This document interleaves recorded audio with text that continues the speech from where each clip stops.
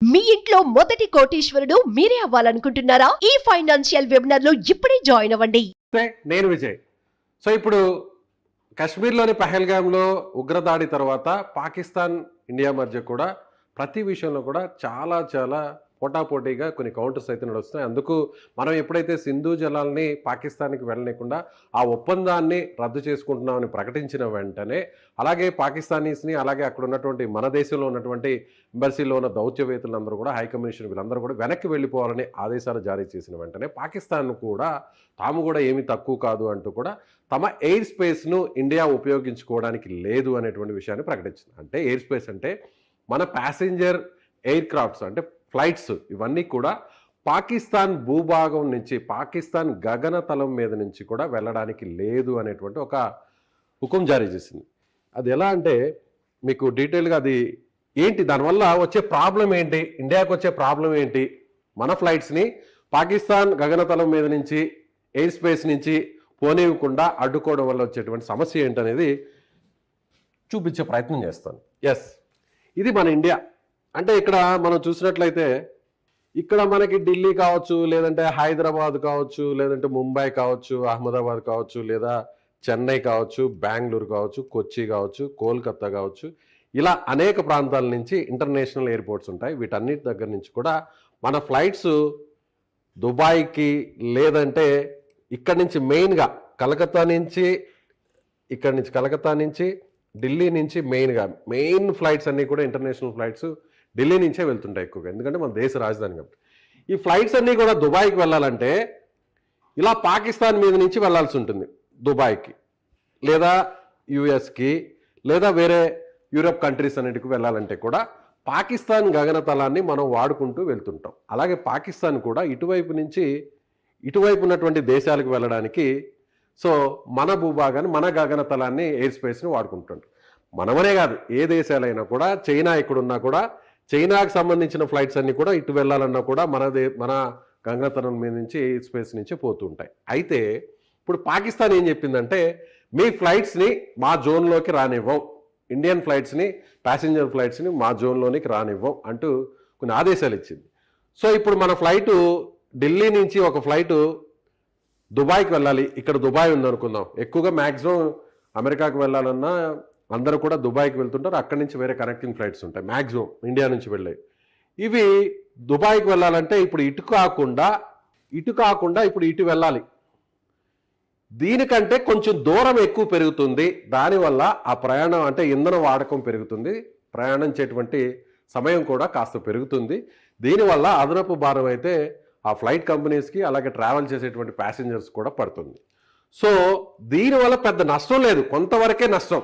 దానివల్ల దూరాభారం పెరుగుతుందనేది ఆలోచించాలి. అయితే ఇప్పుడు అది ఎలా నడుస్తుంది ఏంటి అనేది, ఫ్లైట్స్ అన్నీ కూడా ఎలా వెళ్తున్నాయి ఏంటి అనేది కూడా మీకు లైవ్లో చూపించే ప్రయత్నం అయితే చేస్తాను ఒక అప్లికేషన్ ద్వారా. ప్రస్తుతం లైవ్లో ట్రావెల్ చేస్తున్నటువంటి ఫ్లైట్స్, ప్యాసింజర్ ఫ్లైట్స్, ఇది మన ఇండియాకి సంబంధించినటువంటి భూభాగం.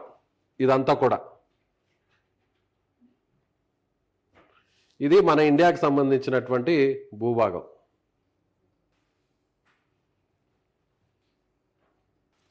ఇది ఇక్కడ ఉన్నటువంటి మన ఫ్లైట్స్ అన్నీ కూడా, ఇంటర్నేషనల్ ఫ్లైట్స్ అన్నీ కూడా ఇలా పాకిస్తాన్కి సంబంధించినటువంటి భూభాగం ఇది అనుకుంటే, ఇది ఢిల్లీ అనుకుంటే, ఇప్పుడు ఈ ఫ్లైట్స్ అన్నీ కూడా జనరల్గా మనకి ఇక్కడ కనిపిస్తుంది చూడండి, మనకి ఇప్పుడు లైవ్లో కనిపిస్తున్నాయా ఫ్లైట్ల సంఖ్య అంతా కూడా ఎక్కువగా ఇక్కడ కనిపిస్తుంది చూసారా. ఇవంతా కూడా జనరల్గా అయితే ఇవాళ ఇలా ట్రావెల్ చేస్తున్నాయి. అలా కాకుండా మామూలుగా పాకిస్తాన్ వాళ్ళ ఎయిర్ స్పేస్ని మనం యూజ్ చేస్తున్నప్పుడు గత 2 రోజుల కిందట, నిన్నటికి ముందు ఈ ఫ్లైట్స్ అన్నీ కూడా ఇలా ట్రావెల్ చేసేవి. ఎస్, ఇప్పుడు ఢిల్లీ నుంచి వచ్చే ఫ్లైట్స్ అన్నీ కూడా ఇలా ట్రావెల్ చేస్తూ ఇలా దుబాయ్కి వెళ్ళేవి.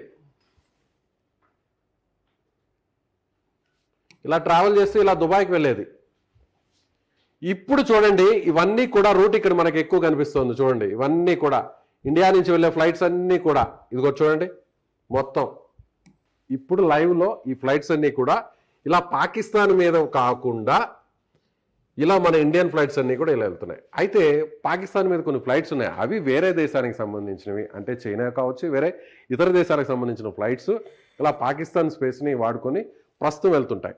దీనివల్ల ఏమవుతుందంటే ఇలా నేరుగా వెళ్తే కొంత దూరం ఉండేటువంటి మనకు జర్నీ ఇప్పుడు ఇలా పాకిస్తాన్ దాటుకొని అరేబియా సముద్రం మీదుగా ఇలా వెళ్ళాలి కాబట్టి కాస్త దూరం పెరుగుతుంది, కిలోమీటర్ల సంఖ్య పెరుగుతుంది, ఇంధన భారం కూడా పెరుగుతుంది, ఫ్యూయల్ ఛార్జెస్ కూడా పెరుగుతాయి, ఫ్యూయల్ కెపాసిటీ కూడా పెరుగుతుంది. దానివల్ల ఆ భారం అయితే మాత్రం ట్రావెల్ చేసేటువంటి ప్యాసింజర్ మీద మాత్రమే పడుతుంది. అలా కాకుండా ఎయిర్ స్పేస్ని క్లోజ్ చేశారు కాబట్టి ఒకవేళ మన ఇండియన్ ఫ్లైట్ ఏదన్నా ప్యాసింజర్ ఫ్లైట్ ఏదన్నా వాళ్ళ భూభాగంలోకి పోతే వెంటనే ఇమీడియట్గా అక్కడ ఉన్నటువంటి రాడార్స్ అలర్ట్ చేస్తాయి. సో ఏదన్నా ప్యాసింజర్ ఫ్లైట్ అక్కడ వాళ్ళ భూభాగం మీద వాళ్ళ గగనతలం మీద కానీ వెళితే ఆ ఎయిర్ స్పేస్ని కానీ ఒకవేళ యూజ్ చేసుకుంటే ఇమీడియట్గా రాడార్ నుంచి అలర్ట్స్ వస్తాయి. అలాగే వాళ్ళ ఫైటర్ జెట్స్ ఆ ఫ్లైట్ పక్కనే వచ్చి అక్కడ కాంటాక్ట్ చేసి అక్కడ ఉన్నటువంటి పైలట్స్ చెప్తాయి, మీరు మా స్పేస్లోకి వచ్చారు, మీరు ఇమీడియట్గా ఇక్కడి నుంచి వెళ్ళిపోవాలి, లేదంటే ఇక్కడ ల్యాండ్ చేయాలి. అంటే ఇప్పుడు ఒకవేళ ఏదైనా ఫ్లైట్ వాళ్ళ ఎయిర్ స్పేస్లోకి వెళితే వాళ్ళకి ఏదైనా హాని చేయడానికి వచ్చినటువంటి ఫ్లైట్గానే భావిస్తారు. ఇది ఒక యుద్ధ చర్యగా భావిస్తారు. కాబట్టి మన దేశానికి సంబంధించినటువంటి కమర్షియల్ ఫ్లైట్స్, ప్యాసింజర్ ఫ్లైట్స్ అన్నీ కూడా ఇక పాకిస్తాన్ మీద వెళ్లకుండా ఇటువైపు నుంచి వెళుతాయి. అంటే ఇదంతా కూడా ఏంటంటే ఒక దేశానికి మధ్య భీకరమైనటువంటి ఒక శత్రు వాతావరణం ఉన్నప్పుడు, ఆ దేశానికి ఈ దేశానికి మధ్య యుద్ధం వచ్చేటువంటి భయానక పరిస్థితులు ఉన్నప్పుడు దానికి సంబంధించినటువంటి సన్నాహక చర్యల్లో భాగంగా ఇలాంటి నిర్ణయాలు తీసుకుంటారనేది నిపుణులు చెప్తున్నటువంటి మాట. సో ఏదైనా ఫ్లైట్ వాళ్ళ భాగంలోకి వాళ్ళ ఎయిర్ స్పేస్లోకి వెళ్ళిందంటే అది మాకు వ్యతిరేకంగా ఏదన్నా వార్ బేస్ మీద ఏదన్నా మమ్మల్ని ఏదైనా డ్యామేజ్ చేయడానికి ఏదన్నా ఇబ్బంది పెట్టడానికి వస్తుందనేటువంటి దానిగా భావించి ఆ ఫ్లైట్ని వాళ్ళ కంట్రోల్లోకి తీసుకుంటారు. వాళ్ళకి సంబంధించినటువంటి యుద్ధ విమానాలు ఇమీడియట్గా ఆ ఫ్లైట్ పక్కకు వెళ్ళిపోతాయి, అటువైపు ఇటువైపు పైలట్ లాగా వెళ్ళిపోయి ఇమీడియట్గా ఆ ఫ్లైట్ని వాళ్ళ దగ్గర ఉన్నటువంటి ఎయిర్పోర్ట్లో అక్కడ ల్యాండ్ చేసుకుంటాయి.